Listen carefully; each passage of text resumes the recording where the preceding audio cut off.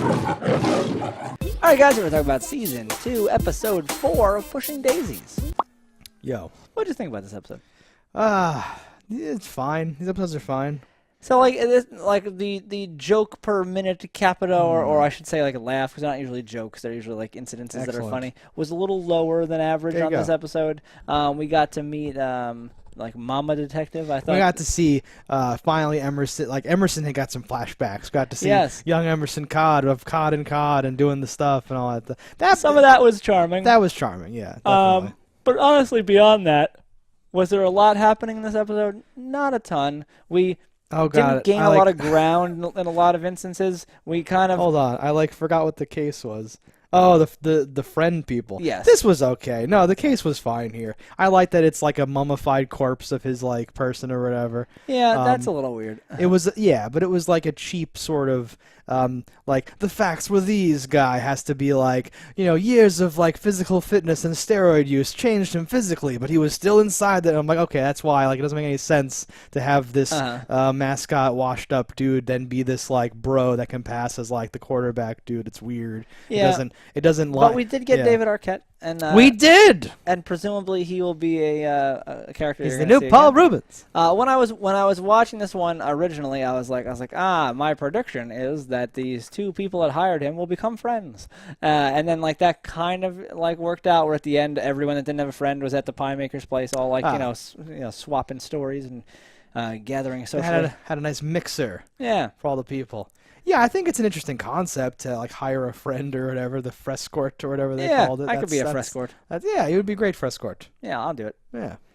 I've been actually your Frescort for the I was just going to say, the checks in the mail. Yeah, no, it's a weird thing. And David Arquette, I liked him a lot in this. I feel like maybe he should have tried acting at some point, because I feel like he's doing it here. David Arquette, I like Eight-Legged Freaks, Ready to Rumble. Like he's been in some interesting parts. Well, then some are like the Tripper or weirder things. You've seen many more things than me as usual, but like the things I've seen him in, I'm like, that's David Arquette. He's doing David Arquette stuff or whatever. Yeah. And like this, he seemed to be playing like a different character, and I was like, oh, that's cool. He's doing a thing. He's acting. I'm interested in that. He acts every now and again. Yeah.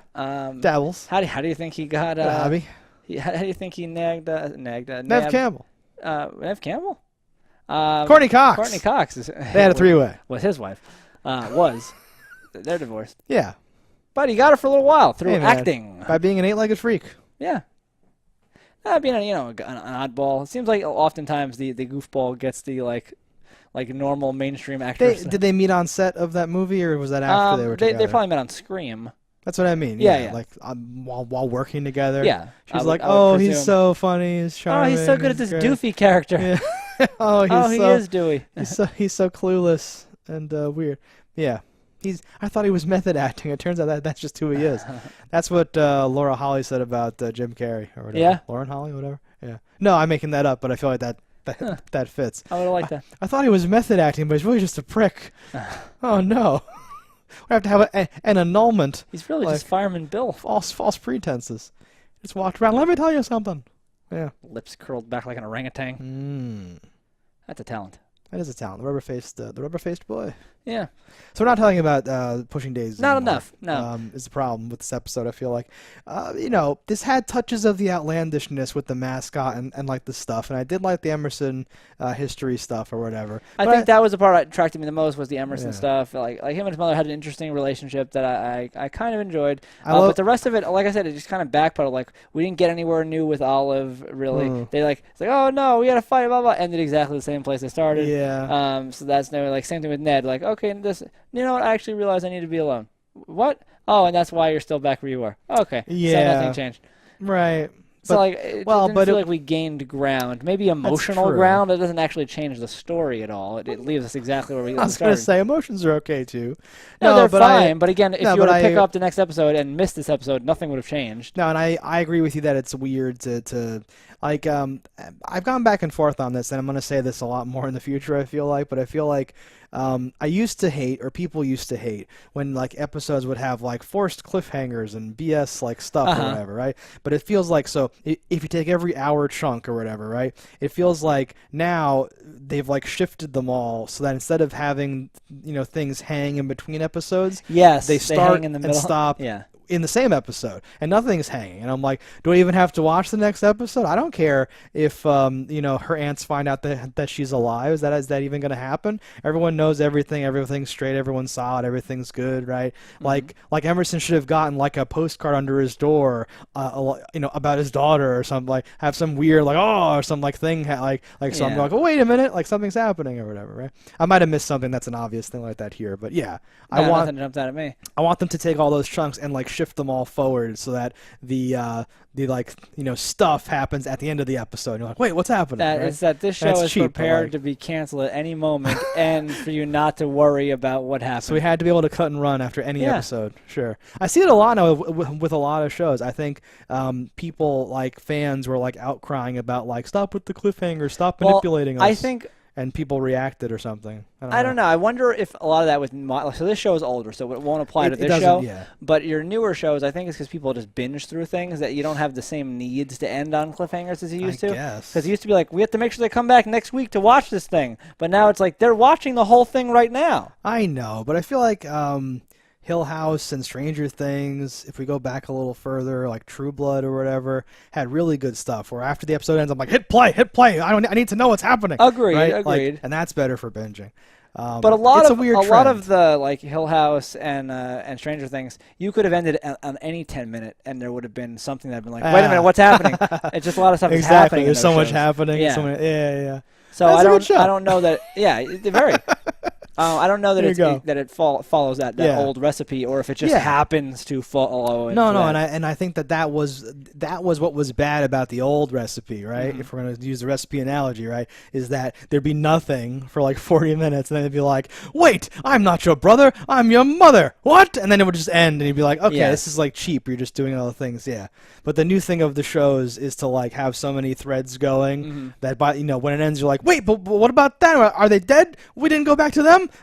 And you like freak out, right? Yeah. It used to be there'd be like a silhouette, and one is the main character, one is the villain, and a gunshot hits one, and you see him fall. You're like, who was it? What? Yeah, exactly. But then like 42 minutes of dry conversation and nothing before that. Or ads the whole week saying one of your favorite characters are going to die. Yes. Find out on Tuesday. Find out. And then Tuesday, it would end in one of those ways where you don't know who died. And you're this like, week, what the fuck? Nothing will ever be the same. And then you finally watch it and be like, you're killing me. You're killing me. And it was a dream. David Duchovny. Yeah. No, I know. Yeah. Okay, so getting back to this episode, we got Daisies. Digby and Pigby are co-inhabiting. Right. They didn't have any fun interactions. There could have been something cute there, but there was nothing. I agree. Okay. Yeah, there you go. That's No, you kind of said it all, right? Are we missing anything? Because granted, there's some like the hugging machine thing. I thought, what's his name? Lee Pace. Is that the pie maker's name?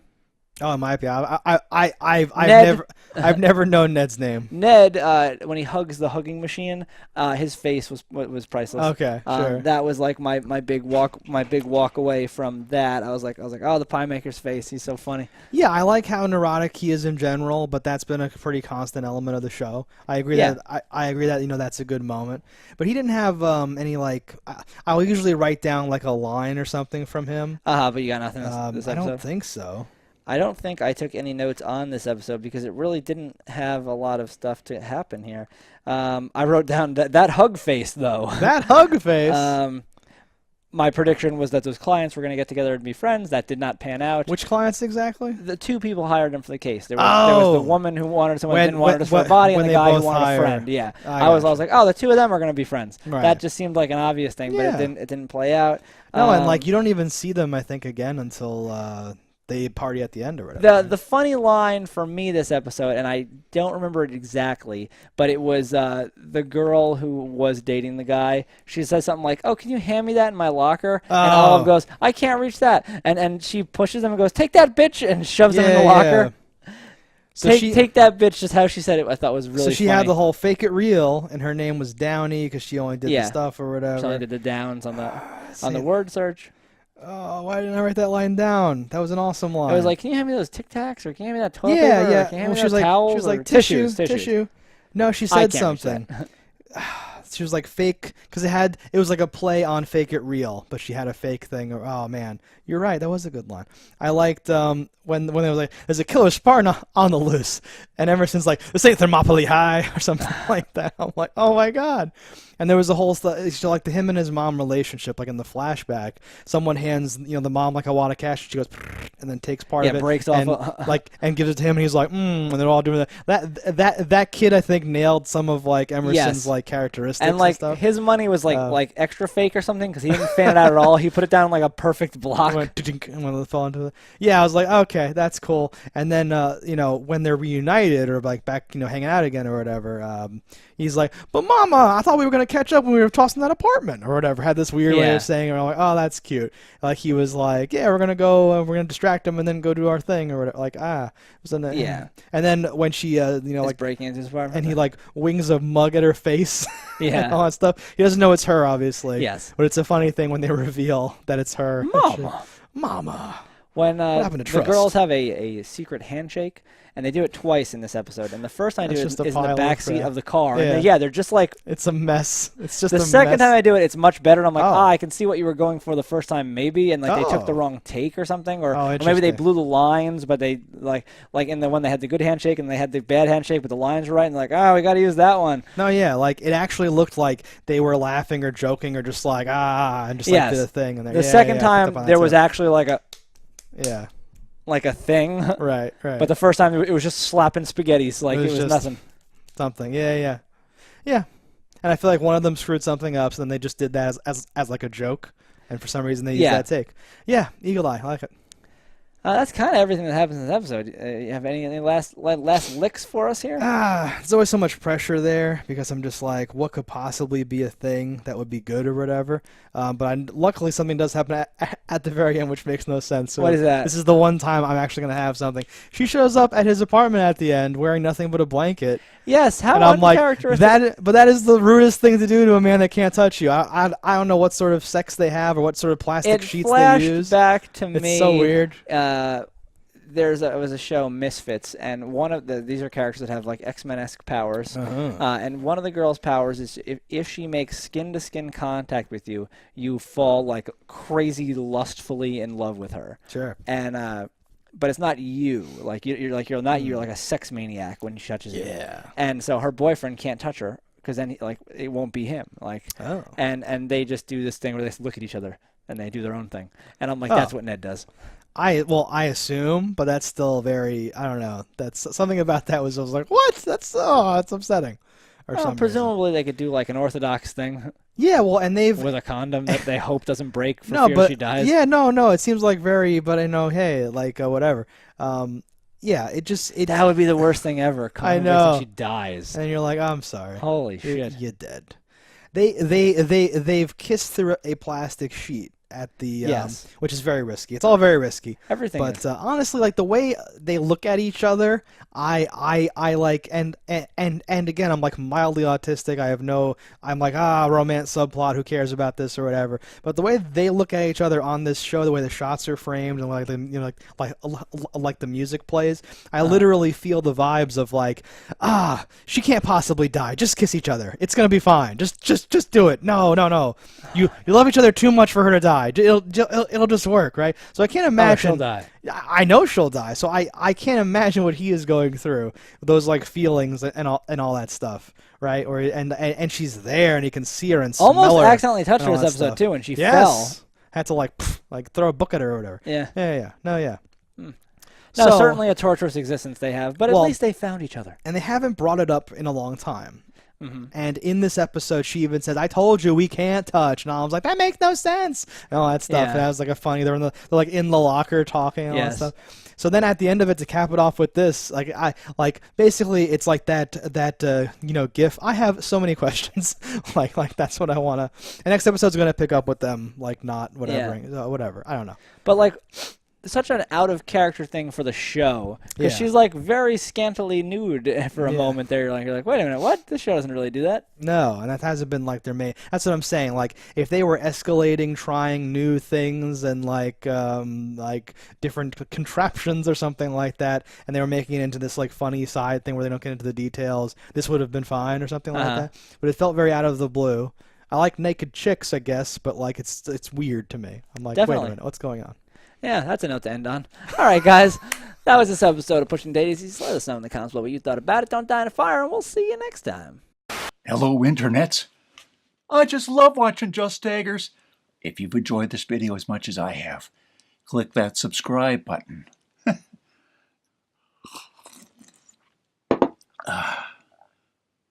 Peace out, homies.